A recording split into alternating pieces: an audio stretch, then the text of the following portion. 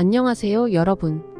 오늘은 치매 환자분들이 겪는 행동심리 증상 중 특히 힘든 문제로 꼽히는 약물 복용 거부와 식사 거부에 대해 이야기 나눠볼게요.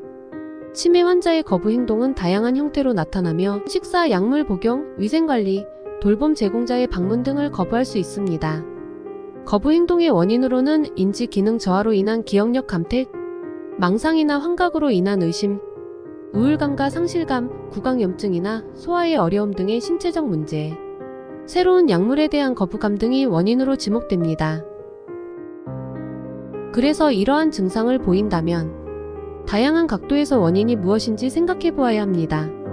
식사 거부나 약물 복용 거부가 단순한 고집으로 보일 수도 있지만 사실 치매로 인한 뇌 기능의 변화 때문에 나타나는 증상이랍니다. 최근 미국 존스 홉킨스 대학의 연구 결과를 보면 치매 환자의 약 60%가 약물 복용에 어려움을 겪고 40% 정도가 식사 관련 문제를 경험한다고 해요. 특히 알츠하이머 치매의 경우 이런 증상들이 더 두드러진다고 합니다. 그렇다면 식사나 약물 복용 거부에 어떻게 대처해야 할까요? 먼저 약물 복용 거부의 경우에는 주치의와 상의하는 것이 먼저입니다. 때로는 약의 형태를 바꾸는 것만으로도 큰 도움이 될 수 있거든요. 또 복용 횟수나 양을 줄여줄 수 있는 경우도 있습니다. 그래서 약물 복용을 거부하는 경우 주치의와 문제를 함께 고민해야 합니다. 식사 거부의 경우 영양 상태가 심각하게 나빠진다면 코나 위를 통해 영양을 공급하는 방법을 고려해 볼 수도 있어요.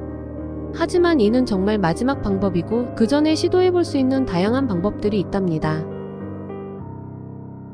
그럼 가족분들이 해주실 수 있는 일들을 좀 더 자세히 알아볼까요? 먼저 약물 복용을 거부할 때는 약을 평소에 잘 드시는 음식에 섞어드리는 방법을 시도해보세요. 단 반드시 의사와 상의 후에 해야 해요. 약의 제형이 바뀌면 안 되는 것도 있기 때문입니다. 약을 먹는 시간을 환자분이 가장 협조적일 때로 조정해보세요. 물 대신 좋아하는 음료와 함께 약을 드시게 해보는 것도 좋아요. 약을 먹는 행위를 긍정적인 경험과 연결시켜보세요. 예를 들어 약을 먹은 후에는 좋아하는 간식을 드린다든지 하는 식으로요. 식사를 거부할 때는 어떻게 해야 할까요?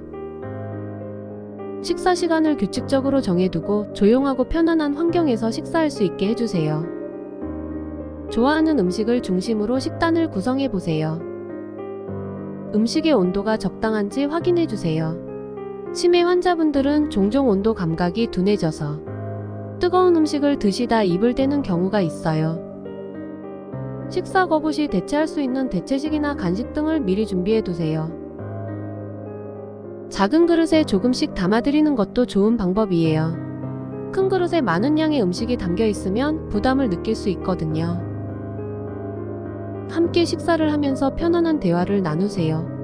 식사에만 집중하지 말고 자연스러운 분위기를 만들어주는 거예요. 치매 환자의 거부 증상은 금방 좋아지지 않습니다. 그리고 이에 대한 명확한 해답을 제시하는 곳도 없습니다. 그래서 인내심을 가지고 여러 가지 방법을 시도하고 변화를 기다려야 합니다. 꾸준히 노력하다 보면 분명 조금씩 나아질 거예요. 오늘 이야기가 치매 환자를 돌보고 계신 모든 분들께 조금이나마 도움이 되었기를 바랍니다. 여러분의 사랑과 노력이 환자분들에게 큰 힘이 된다는 걸 잊지 마세요. 궁금한 점이 더 있다면 언제든 댓글로 남겨주세요. 다음 영상에서 다루도록 하겠습니다. 고맙습니다.